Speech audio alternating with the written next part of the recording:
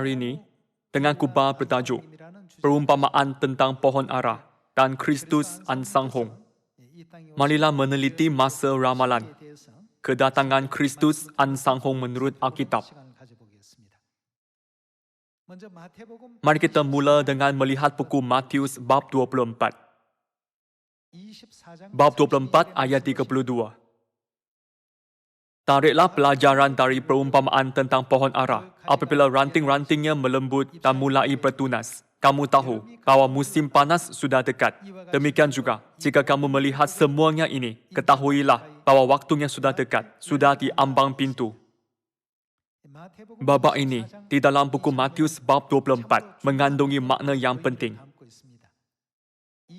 Mari lihat bab 24 ayat 3. Ketika Yesus duduk di atas Bukit Zaitun, datanglah murid-muridnya kepadanya untuk bercakap-cakap sendirian dengan dia. Kata mereka, katakanlah kepada kami, bila manakah itu akan terjadi? Dan apakah tanda kedatanganmu dan tanda kesudahan dunia? Bukankah kedatanganmu disebutkan di sini, menunjukkan kedatangan Yesus kali kedua? Murid-murid bertanya kepada Yesus dua soalan.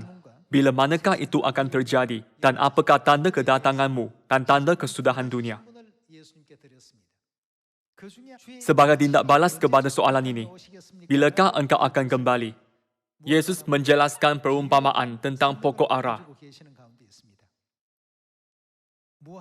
Tariklah pelajaran dari perumpamaan tentang pohon ara. Apabila ranting-rantingnya melembut dan mulai bertunas, kamu tahu bahwa musim panas sudah dekat. Demikian juga, jika kamu melihat semuanya ini, ketahuilah bahwa waktunya sudah dekat, sudah di ambang pintu. Yesus memberikan pengajaran ini kepada murid-muridnya. Yesus menyuruh untuk menarik pelajaran dari perumpamaan tentang pokok ara. Oleh itu, kita harus tahu tentang ini. Jika kita tidak mempelajari ramalan ini, kita akan gagal menerima Kristus yang diramalkan untuk datang sekali lagi. Jadi, Tuhan menjelaskan bilakah Kristus akan datang melalui perumpamaan tentang pokok ara. Banyak orang mendakwa bahawa mereka ialah Kristus, tanpa mengetahui masa Kristus akan muncul menurut ramalan. Tuhan memberitahu kita agar tidak keliru atau terpengaruh oleh dakwaan mereka. Kata Yesus, banyak Kristus-Kristus palsu dan nabi-nabi palsu akan muncul di pelbagai tempat. Namun, Kristus benar tidak datang pada bila-bila masa. Kamu akan mengetahui masa kedatangan Kristus melalui perumpamaan tentang pokok ara. Jadi, marilah kita mempelajari perumpamaan tentang pokok ara. Di dalam buku Matius bab 21 ayat 18 tertulis, pada pagi-pagi hari dalam perjalanannya kembali ke kota, Yesus merasa lapar. Dekat jalan ia melihat pohon ara, lalu pergi ke situ. Tetapi ia tidak mendapat apa-apa pada pohon itu, selain daun-daun saja. Katanya kepada pohon itu, engkau tidak akan berbuah lagi selama-lamanya. Dan seketika itu juga, keringlah pohon ara itu. Mesej yang sangat penting terkandung di sini. Mari kita teruskan dengan ayat 20. Melihat kejadian itu, tercengganglah murid-muridnya, lalu berkata, bagaimana mungkin pohon ara itu sekonyong-konyong menjadi kering? Ayat 21. Yesus menjawab mereka, aku berkata kepadamu, sesungguhnya jika kamu percaya dan tidak bimbang, kamu bukan saja akan dapat berbuat apa yang ku berbuat dengan pohon ara itu, tetapi juga jikalau kamu berkata kepada gunung ini, beranjaklah dan tercampaklah ke dalam laut, hal itu akan terjadi. Dan apa saja yang kamu minta dalam doa dengan penuh kepercayaan, kamu akan menerimanya. Perumpamaan tentang pokok ara juga tertulis di dalam buku Markus bab 11. Mari kita baca buku Markus bab 11 ayat 12. Keesokan harinya, sesudah Yesus dan ke-12 muridnya meninggalkan Betania, Yesus merasa lapar. Dan dari jauh ia melihat pohon ara yang sudah berdaun. Ia mendekatinya untuk melihat kalau-kalau ia mendapat apa-apa pada pohon itu. Tetapi waktu ia tiba di situ, ia tidak mendapat apa-apa selain daun-daun saja, sebab memang bukan musim buah ara. Ini bermakna bahawa belum tiba masanya pokok ara untuk berbuah. Sebab memang bukan musim buah ara. Ayat 14. Maka katanya kepada pohon itu, jangan lagi seorang pun makan buahmu selama-lamanya. Dan murid-muridnya pun mendengarnya.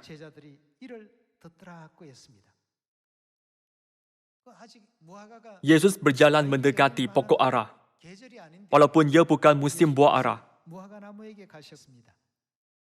Ini bukan kerana Yesus tidak mengetahui sama ada pokok ara bertumbuh pada musim bunga, atau musim panas, atau musim luruh, atau musim sejuk.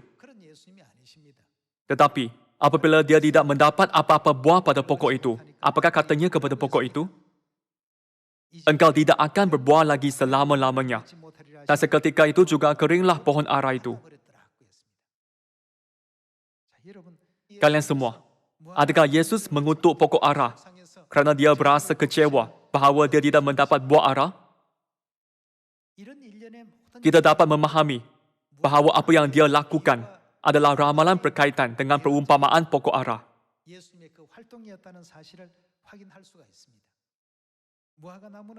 Apakah yang dilambangkan oleh pokok ara? Tuhan membandingkan negara Israel dengan pokok ara.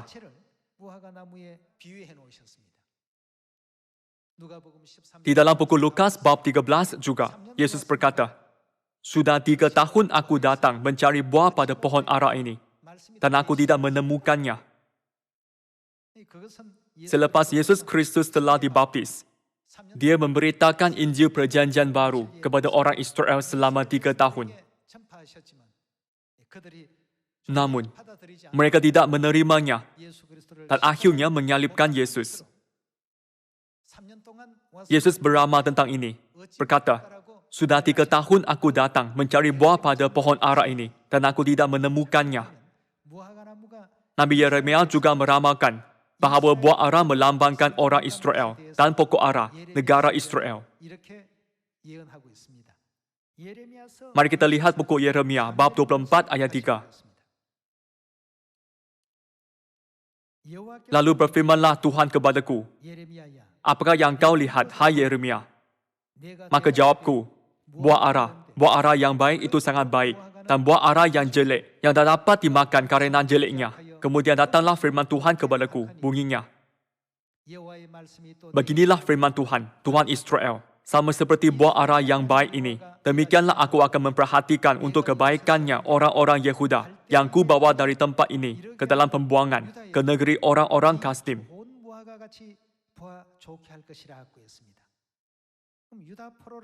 Pembuangan orang Yehuda itu orang Israel. Orang Israel diumpamakan sebagai buah ara.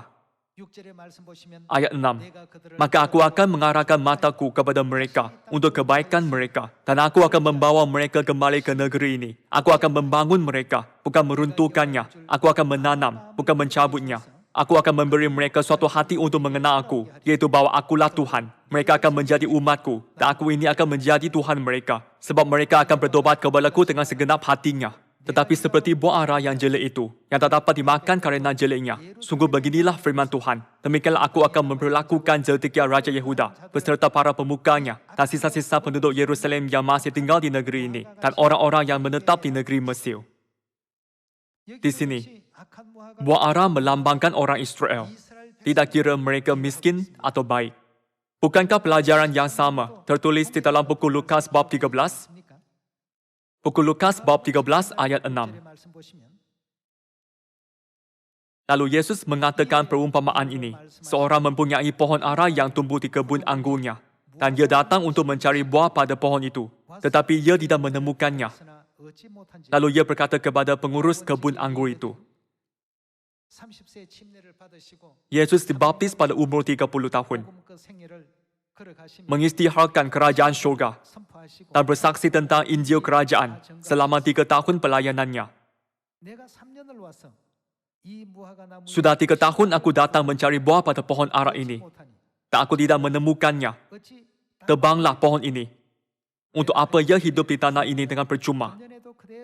Jawab orang itu, Tuan, biarkanlah dia tumbuh tahun ini lagi. Aku akan mencangkuk tanah sekelilingnya dan memberi pupuk kepadanya. Mungkin tahun depan dia berbuah. Jika tidak, tebanglah dia.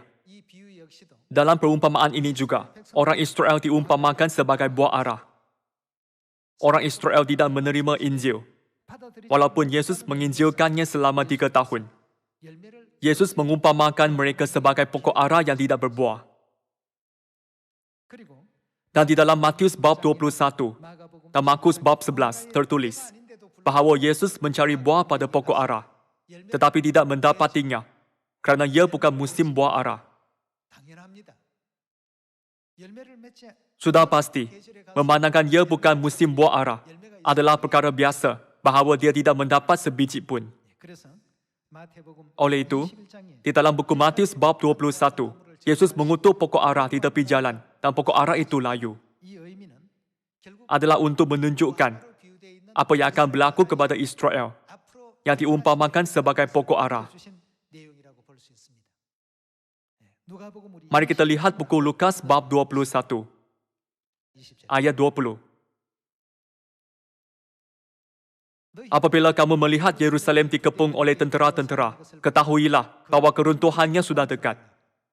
Pada waktu itu, orang-orang yang berada di Yudea harus melarikan diri ke pegunungan. Dan orang-orang yang berada di dalam kota harus mengungsi. Dan orang-orang yang berada di pedusunan jangan masuk lagi ke dalam kota. Sebab itulah masa pembalasan di mana akan genap semua yang ada tertulis. Di sini, Yesus meramalkan bahawa Yerusalem akan dikepung oleh tentera-tentera dan dibinasakan. Apakah peristiwa yang berlaku di Israel selepas Yesus naik ke syurga? Pada tahun 68 Masehi, General Vespasian maju ke arah Yerusalem untuk menawannya. Tenteranya mengepung kota itu untuk menaklukinya. Tetapi pada tahun yang sama, Raja Nero meninggal. Disebabkan kematian Nero, Vespasian mengundurkan tenteranya kembali ke Roma. Yesus meramalkan dengan jelas, apabila kamu melihat Yerusalem dikepung oleh tentera-tentera, ketahuilah bahawa keruntuhannya sudah dekat.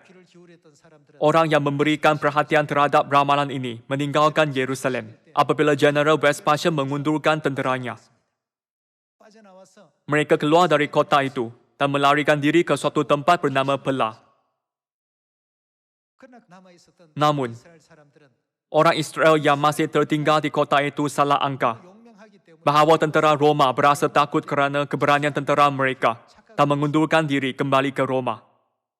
Kemudian, General Vespasian menjadi raja dan anaknya, General Titus, menentang kota Yerusalem untuk kali kedua. Penentangan itu berlaku pada tahun 70 Masehi dan Yerusalem dibinasakan sepenuhnya. Ia dikatakan bahawa 1,1 juta orang dibunuh di kota itu dan 97,000 orang dijadikan tawanan. Yesus mencari buah ara walaupun ia bukan musim buah ara dan mengutuk pokok ara kerana tidak berbuah untuk memberitahu kita bahawa peristiwa yang mengerikan ini akan berlaku dan Israel akan kehilangan kedaulatannya.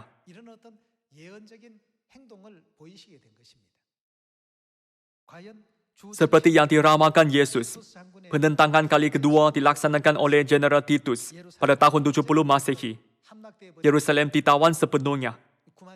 97,000 orang dijadikan tawanan dan 1,1 juta orang dibunuh dalam peperangan itu. 1,1 juta, jumlah yang besar. Sebilangan besar orang ini terbunuh. Apakah yang telah Yesus katakan? Adakah Yesus memberitahu mereka untuk melawan tentera atau melarikan diri? Yesus memberitahu mereka untuk melarikan diri. Semua orang kudus gereja awal percaya kepada firman Yesus dan mereka terselamat daripada malapetaka yang mengerikan dengan melarikan diri ke suatu tempat bernama Pela. Tetapi orang yang tidak percaya kepada firman Yesus tetap tinggal di sana dan akhirnya mereka semua dibinasakan. Sejak itu, Israel kehilangan kedaulatannya seperti pokok ara sudah mati dalam perumpamaan.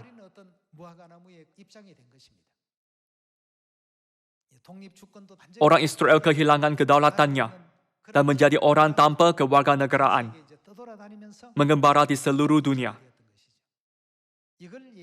Yesus meramalkan ini melalui perumpamaan. Kalian semua, jika apa yang Yesus lakukan terhadap pokok ara tidak ada kaitan dengan ramalan, adakah sebab untuk menulis tentangnya di dalam banyak buku Injil seperti Matius dan Markus? Daripada menyatakan pernyataan yang lembut dan penyayang, Yesus mengutuk pokok ara. Kita mesti memahami bahawa ajaran Tuhan yang penting ditunjukkan dalam tindakan Yesus. Itu untuk memberi kita jawapan dalam perumpamaan tentang pokok ara. Mari teruskan dengan buku Lukas bab 21 ayat 22. Sebab itulah masa pembalasan, di mana akan genap semua yang ada tertulis. Celakalah ibu-ibu yang sedang hamil atau yang menyusukan bayi pada masa itu, sebab akan datang kesesakan yang dahsyat atas seluruh negeri dan muka atas bangsa ini. Dan mereka akan tewas oleh mata pedang dan dibawa sebagai tawanan ke segala bangsa. Mereka memang dibawa sebagai tawanan ke negara lain. Dan Yerusalem akan diinjak-injak oleh bangsa-bangsa yang tidak mengenal Tuhan. Sampai bila? Sampai genaplah zaman bangsa-bangsa itu. Ini bermakna bahawa Israel digambarkan sebagai pokok ara yang layu. Tidak akan dapat pulih sehingga zaman bangsa-bangsa itu dipenuhi. Namun, di dalam buku Matius bab 24, Yesus telah meramalkan bahawa pokok ara akan hidup semula. Bab 24 ayat 32. Tak adalah pelajaran dari perumpamaan tentang pohon ara apabila ranting-rantingnya melembut. Apakah yang berlaku kepada ranting-ranting? Menjadi melembut. Yesus berkata masa akan tiba apabila ranting-ranting pada pokok ara yang layu melembut dan mulai bertunas. Apabila ranting-rantingnya pada pokok ara melembut dan mulai bertunas, kamu tahu bahawa musim panas sudah dekat. Demikian juga, jika kamu melihat semuanya ini, ketahuilah bahawa waktunya sudah dekat, sudah di ambang pintu. Tidak balas ini adalah untuk soalan apa? Bukankah murid-murid Yesus bertanya, bila manakah kedatanganmu? Dalam bab 24 ayat 3. Itulah jawapannya. Oleh itu, apabila masa ramalan ini tiba, kita mesti memahami bahawa Kristus telah datang dan bahawa Dia akan melaksanakan kerja penginjilan. Kita mesti menerima Kristus. Kalau begitu, bilakah Israel, pokok ara yang layu, mendapat kedaulatannya?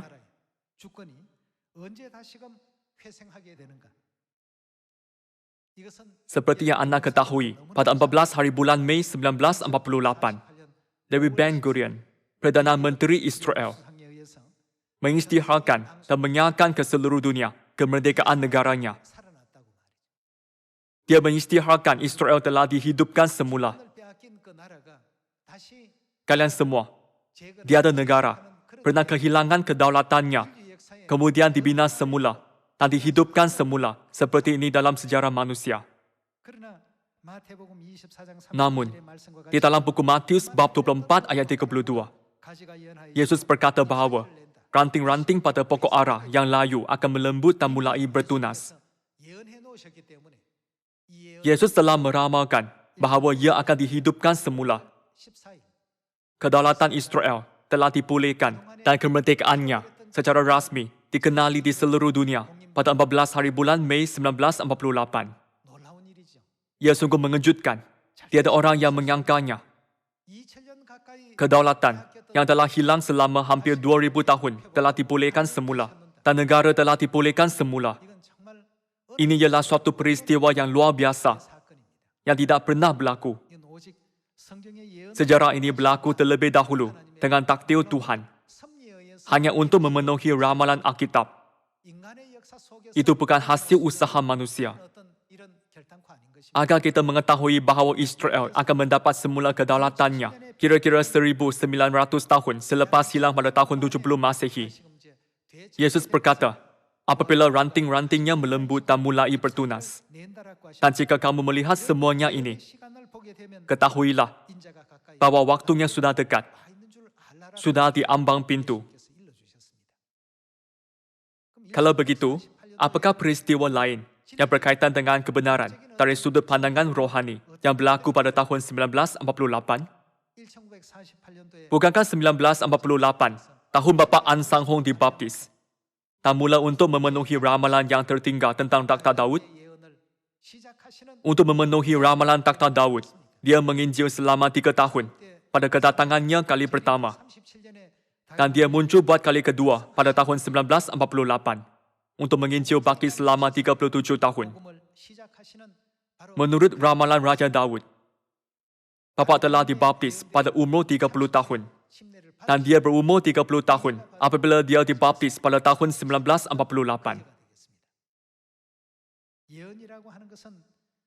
Ramalan ialah sesuatu tidak pernah dapat diubah oleh manusia. Apabila Tuhan menetapkan dan menentukan kursus tertentu, tiada yang dapat mengubah kursus itu dengan sesuka hati.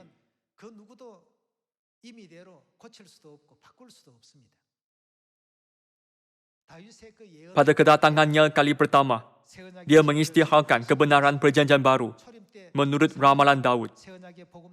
Tetapi selepas menginjil perjanjian baru, hanya selama 3 tahun, dia naik ke syurga. Oleh itu, untuk memenuhi baki 37 tahun, dia datang sekali lagi, untuk kali kedua pada tahun 1948, dibaptis pada bulan Disember, dan mula memenuhi ramalan takhta Raja Daud. Tahun 1948, apabila ranting-ranting pada pokok ara mulai melembut dan mulai bertunas, kemerdekaan Israel dicapai. Peristiwa ini berlaku pada tahun yang sama. Alkitab meramalkan, apabila ranting-rantingnya melembut dan mulai bertunas, siapakah yang sudah dekat? Kristus yang datang kali kedua sudah di ambang pintu. Sesungguhnya, ini ramalan yang menakjubkan. Bapa telah dibaptis pada tahun yang sama, dan dia meninggalkan bumi ini pada tahun 1985 selepas memenuhi ramalan takhta Raja Daud bagi selama 37 tahun dengan lengkap. Kalian semua, terdapat banyak Kristus palsu dan nabi palsu di dunia ini yang mendakwa bahawa doktrin mereka adalah benar. Namun, tiada seorang pun yang datang ke bumi ini menurut ramalan-ramalan Alkitab dan naik ke syurga menurut ramalan itu, kecuali Bapa An Sang Hong. Kita harus menginjilkan Kristus kita yang pasti disaksikan oleh semua nabi di dalam Alkitab, seperti orang kudus gereja awal yang mengatakan, untuk diselamatkan pada zaman putus asa ini, di tengah pandemik COVID-19, percayalah Kristus An Sang Hong, dan percayalah Ibu Syurgawi. Kita mesti dapat memberi kesaksian tentang mereka dengan berani. Seperti yang diramalkan oleh Nabi Mika, Bapa menjadi Raja di Sion, menjalani jalan Injil terakhir selama 37 tahun. Dia mengajar semuanya kepada kita, terutamanya ajaran-ajaran tentang Ibu Syurgawi, yaitu isteri anak domba sebelum naik ke syurga. Sesungguhnya, Bapa kita An Sang Hong datang ke bumi ini menurut ramalan pokok ara. Juga, seperti yang kita ketahui, Bapa tidak datang sendirian, tetapi bersama Ibu Syurgawi yang disebutkan di dalam buku Wahyu bab 22. Apabila murid-murid bertanya kepada Yesus, bila manakah kedatanganmu? Dia menjawab, Anak manusia akan datang apabila ranting-ranting pokok ara melembut dan mulai bertunas. Dan ketahuilah bahawa dia sudah di ambang pintu. Dia membiarkan mereka tahu masa Tuhan akan datang. Mari kita melihat ramalan itu di dalam buku Wahyu bab 3. Bab 3 ayat 20. Ini surat untuk malaikat gereja di Laodikia. Misi gereja di Laodikia telah dipenuhi oleh gereja Advent hari ke-7. Lihat, aku berdiri di muka pintu dan mengetuk. Jikalau ada orang yang mendengar suaraku dan membukakan pintu, aku akan masuk mendapatkannya dan aku makan bersama-sama dengan dia dan dia bersama-sama dengan aku. Siapakah yang diramalkan akan mengetuk pintu gereja di Laodikia? Kristus yang datang kali kedua. Tuhan berkata, terdapat seorang yang akan mengetuk pintu. Apabila ranting-ranting pada pokok ara melembut dan mulai bertunas. Bapa Kristus An Sang Hong telah datang ke bumi ini untuk menjelaskan setiap perincian di dalam Alkitab, untuk membimbing kita kepada kebenaran pasca Perjanjian Baru, dan untuk menubuhkan Sion, tempat perayaan Tuhan dirayakan. Dia telah membuka jalan kemuliaan menuju ke kerajaan syurga yang abadi. Dialah Bapa An Sang Hong. Mari lihat satu ayat lagi di dalam buku Yesaya bab 25. Yesaya bab 25 ayat 6. Tuhan semesta alam akan menyediakan di Gunung Sion ini bagi segala bangsa-bangsa suatu perjamuan dengan masakan yang bergemuk, suatu perjamuan dengan anggur yang tua benar, masakan yang bergemuk dan bersumsum, anggur yang tua yang disaring endapannya. Dan di atas gunung ini, Tuhan akan mengoyakkan kain pergabungan yang diselubungkan kepada segala suku bangsa, dan tudung yang ditudungkan kepada segala bangsa-bangsa. Dan apakah yang akan dia meniadakan? Ia akan meniadakan maut untuk seterusnya. Bukankah meniadakan maut selama-lamanya bermaksud memberikan kehidupan kekal? Satu-satunya air anggur yang meniadakan maut selama-lamanya dan memberikan kehidupan kekal ialah air anggur Paskah. Kalau begitu, bukankah ia bermaksud bahawa dia akan membawa kebenaran pasca Perjanjian Baru apabila dia datang ke bumi ini? Tuhan akan menghapuskan air mata daripada segala muka, dan aib umatnya akan dijauhkannya dari seluruh bumi. Sebab Tuhan telah mengatakannya.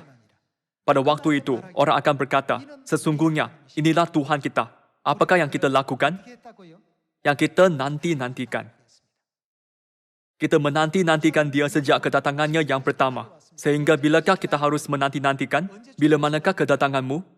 Apabila ranting-rantingnya melembut dan mulai bertunas, ketahuilah bahawa waktunya sudah dekat, sudah di ambang pintu. Sehingga sekarang, kita menanti-nantikan dia. Apabila kita menantikan untuk masa bahawa, apabila ranting-rantingnya melembut dan mulai bertunas, dia akan menyelamatkan kita. Supaya kita diselamatkan. Inilah Tuhan yang kita nanti-nantikan. Marilah kita bersorak-sorak dan bersukacita oleh karena keselamatan yang diadakannya. Di sini, Tuhan menunjukkan ramalan apabila semua orang bersorak-sorak berkata, inilah Tuhan kita.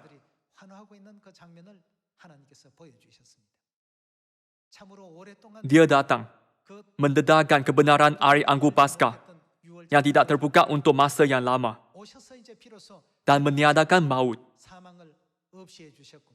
Untuk melaksanakan kerja ini, Tuhan berkata bahawa dia harus datang apabila ranting-ranting pada pokok ara melembut dan mulai bertunas dan mengetuk pintu.